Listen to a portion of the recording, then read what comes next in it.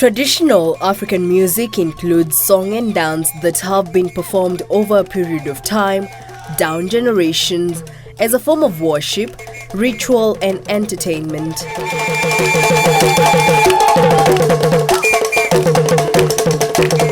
Traditional music is historically rich and diverse, with different regions and nations of Africa having many distinct musical traditions.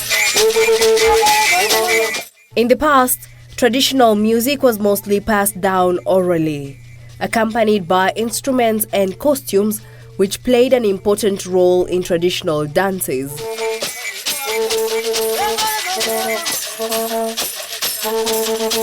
There's a big sense of urgency of trying to really preserve these things, trying to collect them, trying to document them, in different formats, including digital formats, so that we can preserve them for posterity.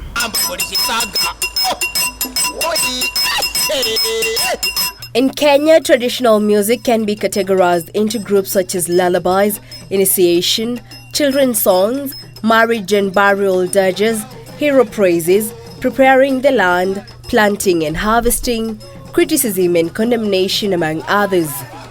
It's good to perform during the happy times, happy ceremonies, during the harvesting, during the bullfighting, during the circumcision, and during when the newborn baby. Hii dance yetu tunaita isuru, ambayo tunacheza wakati wa sherehe, mtoto akitairishwa na wakati mtu akienda kuoa, ama ule mzee akifanya akiwa kwa rika yake anafanya sherehe. They were really kind of integrated in the community life. There was no such notion necessarily of performance, like now we are seated and watching you perform for us, It was a part and parcel of everyday life.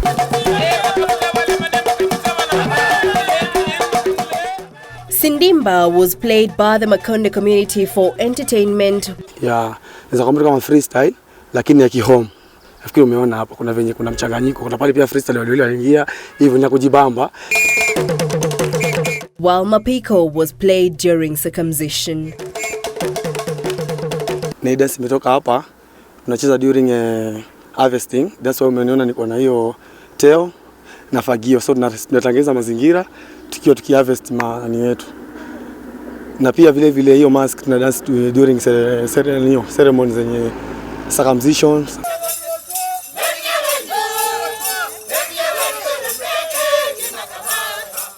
Among the Pokot community, song played a major role.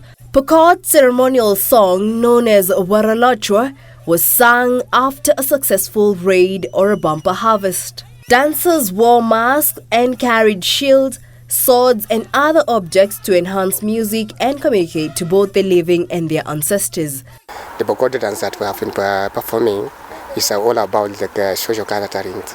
For example, they are celebrating after bumper harvest, and at the same time they are separating their animals that were raided. They have given birth to very many calves. Now the ladies are miming how they are going to milk their animals. For example, while playing Mapiko, the Makonde community, a dancer would wear a mask.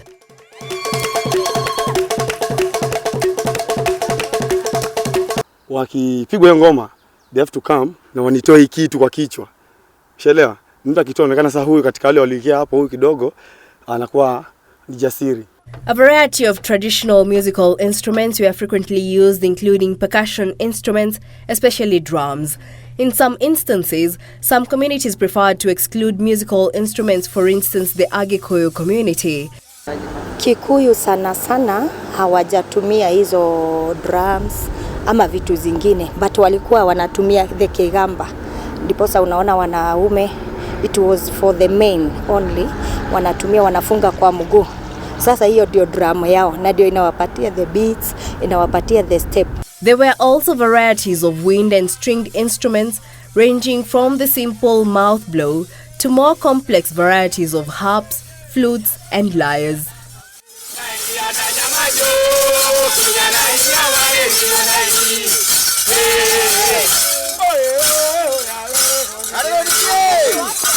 Musical instruments served a variety of roles. Certain instruments were only used solely for song accompaniment. Others, however, served religious and social functions beside recreational applications or as accompaniments for dancing.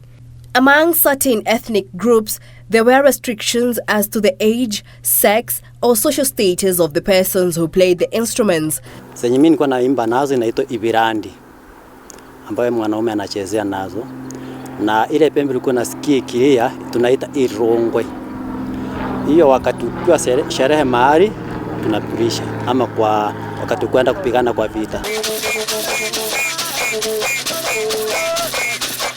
The Abakuria community incorporated various instruments while playing various dances such as the Isuru dance.